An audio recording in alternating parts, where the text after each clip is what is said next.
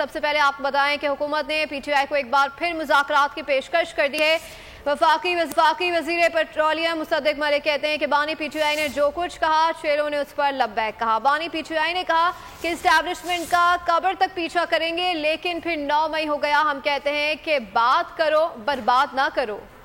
آئیں بیٹھے مل کر بات چیت کریں۔ پریس کانفرنس میں سوال پوچھا گیا کہ بہروپیے ہیں یا پاگل۔ آپریشن کے حوالے سے ان کا کہنا تھا کہ ہم دہشت گردی ختم کرنا چاہتے ہیں، یہ کہتے ہیں آپریشن نہیں ہونے دیں گے۔ وزیر اعظم کی اولین ترجیح روزگار فراہم کرنا ہے۔ مانتا ہوں کہ بجلی کا بحران ہے لیکن یہ کم ہوگا۔ اب جو بجلی کے بل آئیں گے 86% عوام کا تحفظ کیا گیا ہے۔ آئی پی پیز پر جو تنقید کر رہے ہیں وہ اپنے دور میں کیوں خاموش رہے۔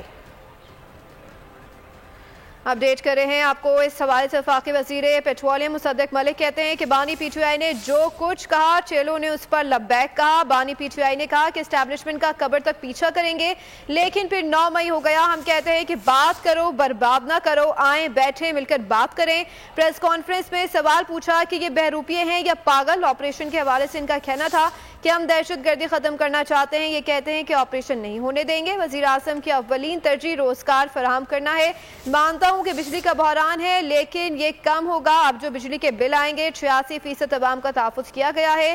آئی پی پیز پر جو تنقید کر رہے ہیں وہ اپنے دور میں کیوں خاموش رہے۔ اپڈیٹ کر رہے ہیں آپ کو اس حوالے سے۔ وفاقی وزیر پیٹرولیم مصدق ملک کہتے ہیں کہ بانی پی ٹی آئی نے جو کچھ کہا چیلوں نے اس پر لبیک کہا۔